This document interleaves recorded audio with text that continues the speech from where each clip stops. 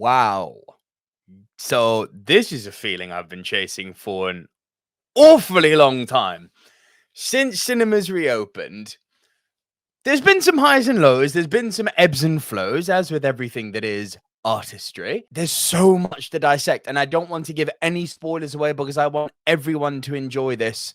Yeah, I don't want to ruin anything, so this is going to be very vague, while at the same time being quite specific. Let's just do a good old pros and cons of this movie, because there's so much to pick apart, and I don't want to give any spoilers away for major plot points or even little character details or plot details, because part of breathing in this world was part of the joy of the movie, part of seeing the artistry on screen. And let's be under no impression, it is artistry that is on screen. Oh, what a film. What a film. So let's go through the pros. Let's get to the meat and bones here. Let's go through the pros. So, and there are a lot of them. There are really, really, really a lot of them. As you would expect, every single actor brought their absolute A game to this role. From Zoe Kravitz as Catwoman to Colin Farrell, who is literally unrecognizable as Penguin. Prosthetics are a wonderful thing, and fucking adds that in such a beautiful way. Yeah, I mean, we'll get into some individuals hopefully in a moment, but I just want to take this moment to say Twilight Boy is officially dead. That is a thing of the past. Very sad that there's going to be some people out there who still see him as Twilight Boy and who are going to go into this review who are going to go into this movie even having made up their minds and without even giving it a chance. And they've just, even if they like the movie, they're going to still come out and say Robert Pattinson wasn't good. It's like, I'm going to go out on a limb here and say he's now my favorite Batman. And I'm not just saying that to give myself a pat on the back to say I called it, like a lot of film connoisseurs do, because he's done shit since Twilight, as you all know. But he was sensational as Batman. Well, again, I'll get into that a little bit more in a bit. But this is... No, actually, do you know what? We'll get into it now. This is possibly the first time I can remember that we've seen an actor both nail the Batman element and the Bruce Wayne element. And that's always been a criticism. And that's widespread in the movieverse. You know, you hear people say, yeah, he did Batman well, but he didn't do Bruce well, or vice versa. And that's kind of been the ongoing argument. In some cases, they didn't do either well. This guy nailed it. Now, obviously, the script the script very much served his performance. And his performance in turn served the script. You know, Pattinson with movies like The Lighthouse, with movies like, you know, Good Time, with movies like The Rover, he's shown that he can do the nitty gritty oh so well. And this movie allowed him, and the script allowed him to completely strut his gritty stuff. He nails this young, angry Bruce Wayne, who's very, very early on in his career as Batman. And he nails it as Batman. Like, again, the anger, he's so angry, he's so visceral, he's so violent. I mean, the whole movie is angry. Everything about this movie, all the characters are just angry, but not in a pastiche way, in a great way, in a way that feels right in the world that these characters inhabit. I mentioned that all the characters brought their A games. There are standout scenes, which again, I'm not going to go into great detail of, but like when you're watching the movie, have a little speech bubble up here with me looking down at you going, you see, this is the scene I told you about. There's a scene in Arkham Asylum between Batman and the Riddler, which honestly, I was watching it and we're really trying to do the Batman and Joker from the Dark Knight interrogation room scene here. It felt like it was that sort of level. It wasn't that good. It wasn't far off. You had this amazing scene in the hospital with Alfred and Bruce too, having this very, very emotional exchange and going through a full range of ebbs and flows and history of what the Wayne family is.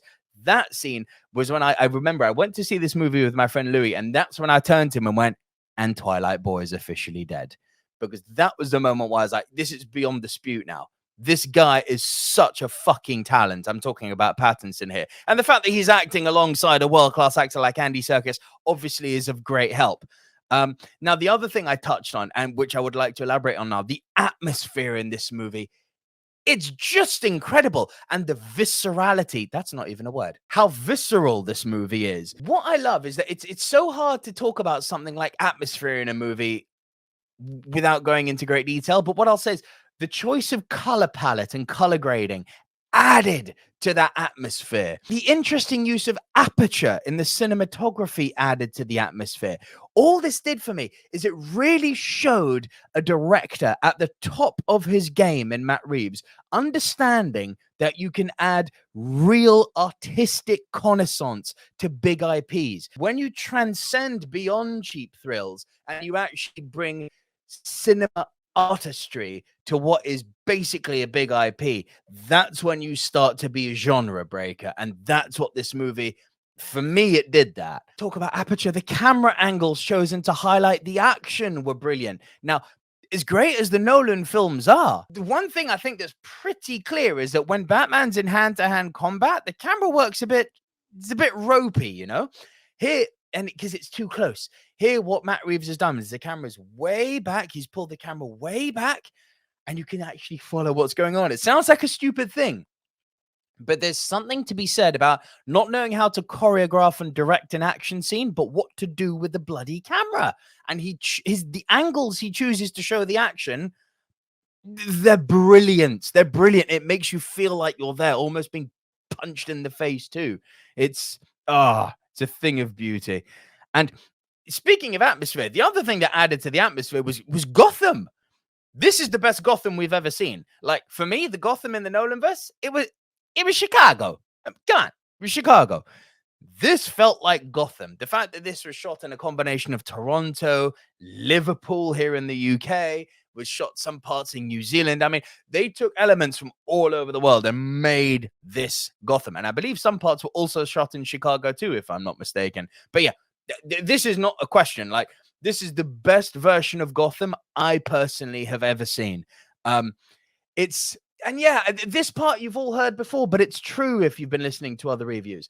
It's definitely been inspired by noir movies like Chinatown from Roman Polanski and serial killer flicks like Zodiac and Seven.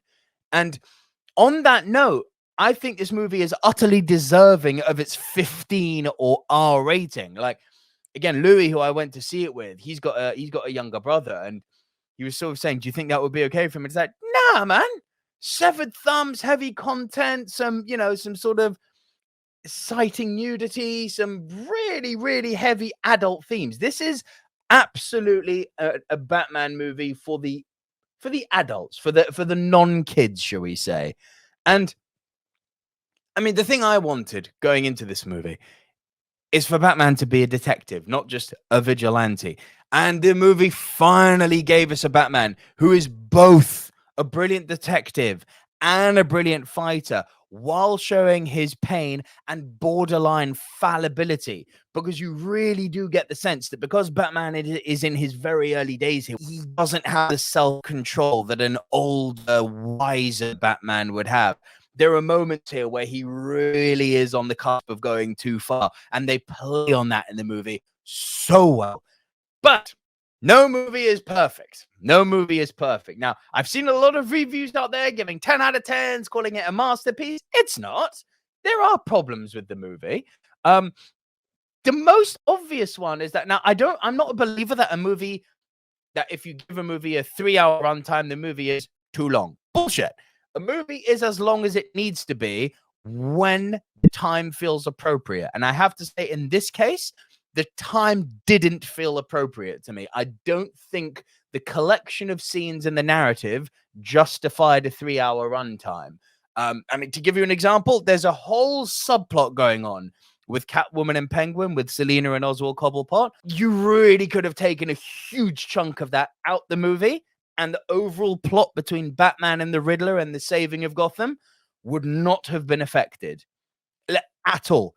That whole plot with Catwoman and Cobblepot could have literally been done as establishing characters. It didn't need to be a huge plot detail in the movie. And it dragged on so much that it actually felt like it was detracting from the main plot, which I was far more interested in. Now, don't get me wrong. Zoe Kravitz is a show stealer in this film.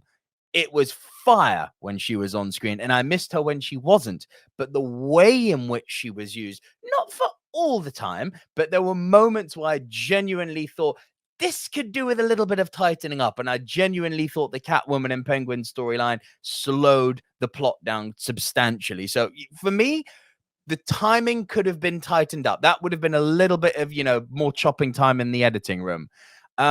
This is getting a little bit geeky now, but there were a few recycled tricks from previous Batman movies. Now, I'm all for, a tip of the hat and being like, cool, you're paying homage to that old movie. That's fine.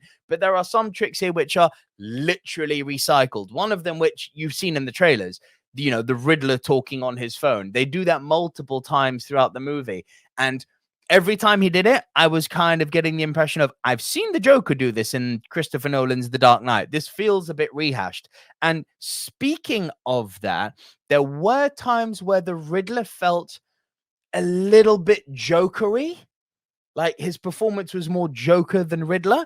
Now, don't get me wrong. Paul Dano for me was a standout as well in this movie. I loved his portrayal of the Riddler. I'm not talking about his performance as a whole. I just mean there were little moments where I thought you're getting a little bit into Joker territory here instead of staying in Riddler territory where the laughs got a bit too much. The last negative I'll say, and I can't believe I'm actually saying this, as much as I loved his performance, Andy Serkis for me wasn't Alfred. And it's not because of his performance. It wasn't like he phoned it in or didn't bring his A game.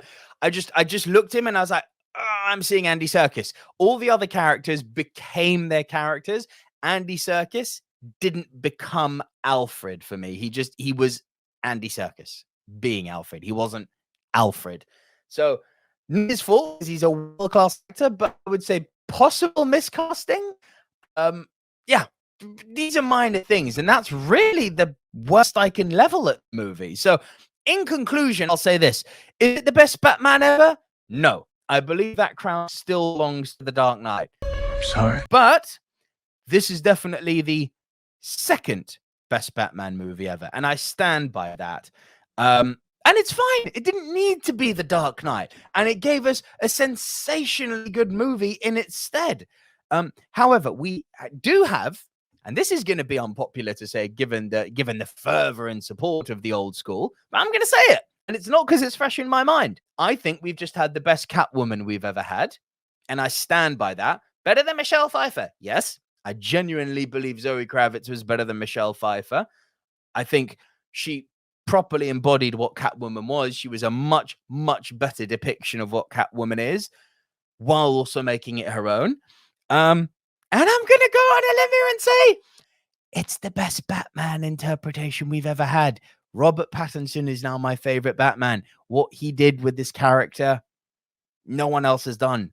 And let the record show, Christian Bale is my favorite actor in the world. Robert Pattinson still is my favorite Batman as of now.